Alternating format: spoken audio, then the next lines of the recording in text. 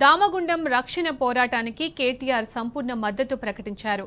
వికారాబాద్లోని దామగుండం అడవిని కాపాడాలంటూ జర్నలిస్టు తులసి చందు చేస్తున్న పోరాటానికి సంఘీభావం తెలిపారు. ఆమెను అభినందిస్తూ పోరాటానికి పూర్తి సహాయ సహకారాలు అందిస్తామన్నారు.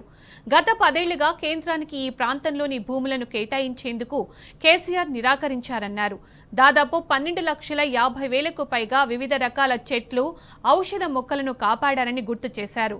3,000 ఎకరాల కోసం మొత్తం జీవావరణ వ్యవస్థను నాశనం చేసేందుకు అప్పటి బీఆర్ఎస్ సర్కార్ ఒప్పుకోలేదని కేటీఆర్ వివరించారు.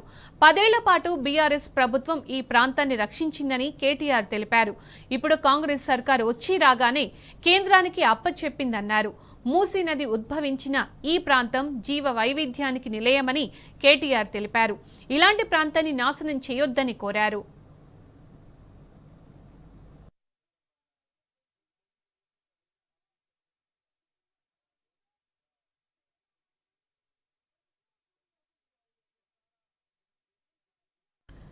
దేశ భద్రత కోసం నావికా రాడార్ స్టేషన్ ఏర్పాటు ఎంతో ముఖ్యమైన ఈ ప్రాంతంలో నిర్మించడం సరికాదని జర్నలిస్ట్ తులసితో పాటు ప్రజా సంఘాలు కోరుతున్నాయి. అటు స్థానికులు కేంద్రం, రాష్ట్ర ప్రభుత్వాల తీరు సరికాదంటున్నారు. ఒకప్పుడు దామగుండం పోతే యమగండం తప్పుతుందన్న నానుడి ఉండేదని గుర్తు చేస్తున్నారు. 1000 ఏళ్ల చరిత్ర ఉన్న దామగుండం రిజర్వ్ ఫారెస్ట్లోని ఔషధ మొక్కల వలన ఇక్కడి గాలి పీలిస్తేనే ఎన్నో రోగాలు నయమవుతాయని భావన.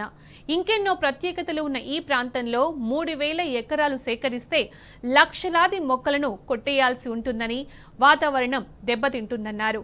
అటవీ ప్రాంతాలు కరిగిపోతున్న నేటి రోజుల్లో ఇలాంటి చిట్టడువులను చేజేతులా నాశనం చేసుకోవడం సరికాదంటున్నారు.